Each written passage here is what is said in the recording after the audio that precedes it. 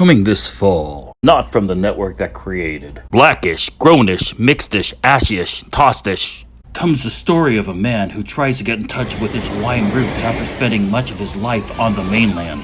Hey, brother, how you doing? You wanna shaka with me? Maybe too much time. Hey, brother, you think you can talk Hawaiian pidgin like me? Hey, brother, we go eat my house, yes? We don't even know what this guy was saying. He was going off script so badly. Do you think you can help me with my tax refund? We understand if you don't watch. We really do. Hey, brother, don't make me call 5-0 on your Okoli. He just kept going on and on. Hey, brother, is Hawaii too deaf for you? The only reason he has a job is because he's the nephew of somebody. Aloha, I'm a Kama-ainer. Maybe he'll be on this fall, we don't know. Well, I'll be a dumb holy. No film Hawaii tax incentives were used to make this. Who's that coming? Who's that strumming? There goes the man with the ukulele. For a penny, he'll play any song that's happy and gay. Folks all smile and stop a while because the man with the ukulele makes their troubles burst like bubbles, chasing worries away. And now we bring to you another episode of Dumb things to say in Hawaii. Have you ever seen the snow? Though that's on Maui, they have a hill called Haleakala. And Haleakala is one of the highest points in all of Hawaii. And occasionally it does snow on top of the peak. In fact, the range from the base of Haleakala to the peak of Haleakala can change about 40 degrees in one day.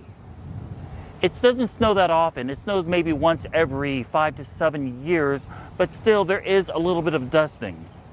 The peak of Haleakala is 6,200 feet above sea level, and just because you've seen Lilo and Stitch or Moana and seen the sun-drenched beaches does not mean that sun is always the case. As of now, you could always see there's going to be rain, but it's a beautiful rain. It's a mist, and it's very comfortable. So don't ever ask if there's ever any other weather besides sun in Hawaii.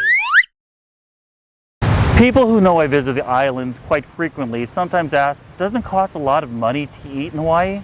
Well, yes, it could, but it just depends on where you eat. A lot of people choose to eat on Waikiki, where prices are sometimes 2 to 3 times the normal going rate.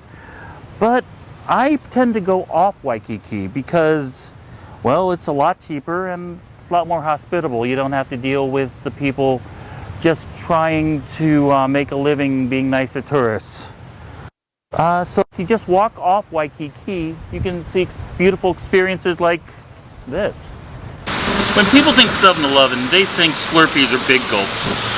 Well, it's a little bit different on the mainland than it is here in Hawaii. In fact, in Japan, a lot of the 7-Elevens have hot meals. And they also sell everything from convenience items to baseball tickets. Hawaii splits the difference. Hawaiian 7-Elevens serve what my wife Debbie says are the best PB&Js she's ever eaten. And they also serve spam musubi, so you can actually end up getting a very affordable meal here at the 7-Eleven. And your Slurpee too. I can strongly recommend grocery stores, for example, Foodland. Many places that have deli counters are normally a feast for the locals. And yet they have places that you get sandwiches at the deli counter, or you can get fried chicken. However, they also have some of the best, freshest seafood. And Foodland is normally known to win Best Poke Awards year after year. Yes, the grocery store. Have you considered plate lunches? That doesn't mean lunch. This is Rainbow DriveIn, one of Hawaii's most predominant plate lunch locations. All of their meals include at least one kind of protein. 2 scoops of rice, and 1 scoop of salad, whether it's mashed potatoes or regular salad or such. And the portions are huge and plentiful. This place gets kind of busy when low tide occurs, when the surfers walk off the beach and suddenly decided, hey, I want to get a full stomach for a very affordable price. But for my money, always go to Rainbow Drive-In. They're pretty much almost always open, and they've been a legend from the Hawaii community for many, many years. One way of eating cheap in Hawaii is eating noodles, meaning ramen, udon, somen, saimin, soba. There are different kinds of thicknesses and thinnesses of the noodles and how they are made and prepared and what kind of soup they're prepared in. But basically, they are inexpensive meals. This is my favorite right here, called Ezogiku, which makes the best ramen, and I've been eating here for over 30-something years. I can only recommend that you at least try 1 or 2 ramen or noodle places, because it is always an excellent meal and very cost-effective. So you're probably wondering, what exactly is a Zippys? Well, Zippys is a fast food restaurant in Hawaii. It was founded in the 1950s by 2 brothers and is a staple of Hawaiian food on the islands, and is very generous with their portions and delicious. They have some of the best burgers, some of the best sandwiches, and they pretty much have every other kind of type of diner food, and also the world's best chili. A lot of Zippys also have an attached coffee shop, and some have bakeries, and the world's best chili. There are about roughly 50 locations available now on the island, and in fact later this year they're going to be doing something they've never done before. They're opening up their own location outside of the islands. They're opening a location in Vegas. And of course, did I mention the world's greatest chili? Yeah, I always have at least 3 to 4 boxes of their chili in my freezer. It's no longer an addiction, it's a habit. People always say that things in Hawaii are very expensive though, like souvenirs. Well, there's one place that's really inexpensive and really well made. It may sound a little weird, but it's here at Aloha Stadium. And every Wednesday, Saturday, and Sunday, they have the swap meet. People from Hawaii are able to get items cheaper for souvenirs, and thus they pass the savings on to the tourists. One of the cool things about this thing is it's from sunup, literally 6 a.m. till whenever they want to close shop, normally 2 or 3 in the afternoon, so they can just have to catch the last waves of the day.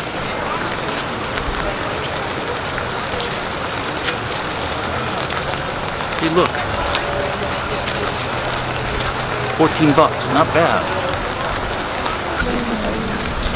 Then we found out at the beginning of every hour, they allow a few select people to go into the actual stadium to take photos. Explain what you said about the baseball stadium. Hi, your name is? Catherine. Catherine, the beautiful Catherine. Hi. And she doesn't want to be wet. yeah, go Catherine, okay. Catherine, can you explain about the different configurations of the stadium? The different configuration is it's a baseball. You can open up to the baseball diamond, and as you see, but it hasn't moved since we don't have a professional baseball team. So it has been like that, stabilized for football mostly, yeah. But we do have soccer, which they erase the lines on the field, and they use it all the way to the edge, and that's really for invitational soccer. But the configuration for the baseball, usually home plate is on that side, and it opens up like, yeah, pretty much like almost like a diamond, but it hasn't moved since. So, those are my tips on how to try to save money in Hawaii. It actually is a win-win situation if you think about it, because you're not only helping the economy by eating, but at the same time, you are probably paying a lot less than you would for sales tax than anywhere else. Hawaii's sales tax is roughly at 4.6%, which is roughly half of what it is in California. So you're saving money that way too. So thank you for deciding that you wanted to eat in Honolulu. I hope you enjoy. Bon appetit, and mahalo, and thank you for helping. So that is this week's episode. I hope you found a couple of good tips on how to lower the cost of your trip. Next week, we are interviewing Josh Kopp. In the last year, he not only has gotten married to the very beautiful Chrissy, but he also opened his brewery with his wife, Hanakoa Brewery. It's in downtown Honolulu. The food is amazing. The beer is amazing.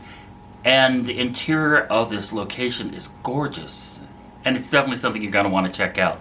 If you want to get a hold of me, I can be reached on Instagram and on Twitter at Isao, or I can be emailed at askkyliequestion@gmail.com.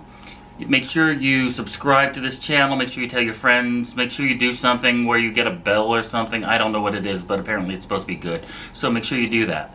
Anyway, till next week, aloha, mahalo, and shaka, and that's a wrap.